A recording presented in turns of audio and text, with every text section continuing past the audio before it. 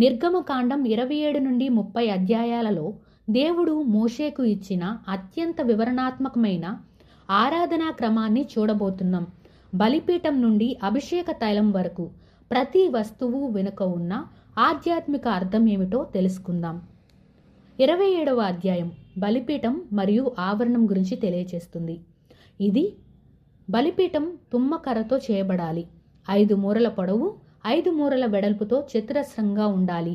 దీనికి ఇత్తడి రేకును పొదగాలి. బలిపీఠం యొక్క 4 మూలల్లో 4 కొమ్ములు ఉండాలి. ఇది దేవుని రక్షణకు మరియు శక్తికి గుర్తు. ఆవరణం గుడారం చుట్టూ ఒక ఆవరణం ఉండాలి. దీని పొడవు 100 మూరలు, వెడల్పు 50 మూరలు. దీని చుట్టూ తెల్లని సన్న నార తెరలు ఉండాలి. ఇది లోపల ఉన్న పరిశుద్ధతను బయటి లోకం నుండి వేరు చేస్తుంది. దీపారాధన దేవుడు ఒక ముఖ్యమైన ఆజ్ఞ ఇచ్చారు. ఇశ్రాయేలీయులు దంచిన స్వచ్ఛమైన ఒలీవ నూనెను తీసుకురావాలి. తద్వారా దీపం నిరంతరం వెలుగుతూ ఉండాలి. 28వ అధ్యాయం ఇందులో యాజకుల వస్త్రాల విశిష్టత గురించి తెలియజేస్తుంది.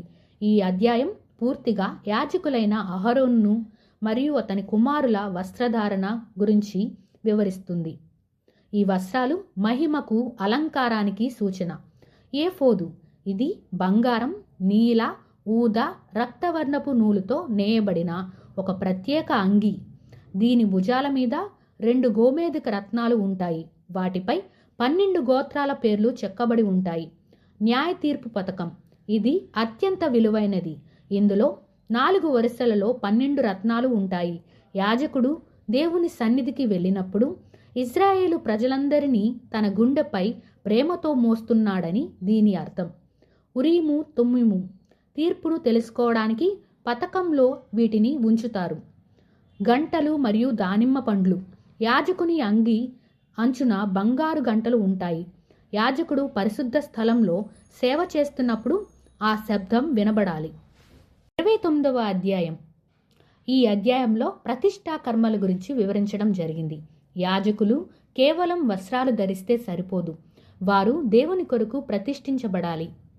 ఇందులో అహరోనును ఏ విధంగా శుద్ధీకరణ చేయాలి, అభిషేకం చేయాలి అనే విషయాలను దేవుడు వివరించారు. శుద్ధీకరణలో అహరోనును అతని కుమారులను గుడారపు ద్వారం దగ్గర నీళ్లతో కడగాలి అని దేవుడు వివరించారు. అభిషేకం అహరోనును తల మీద అభిషేక తైలం పోయాలని వివరించారు. బలులు ఒక కోడెను 2 పొట్టేళ్లను బలి ఇవ్వాలి.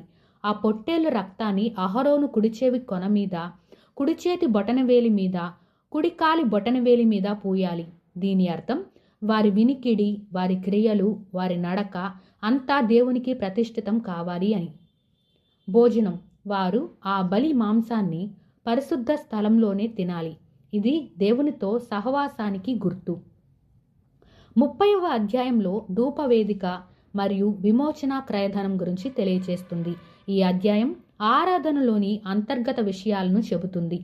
బంగారు ధూపవేదిక ఇది అతి పరిశుద్ధ స్థలంలో వెలుపల ఉంటుంది. దీనిపై ప్రతి ఉదయం, సాయంత్రం ధూపం వేయాలి. ఈ ధూపం మన ప్రార్థనలకు సాదృశ్యం.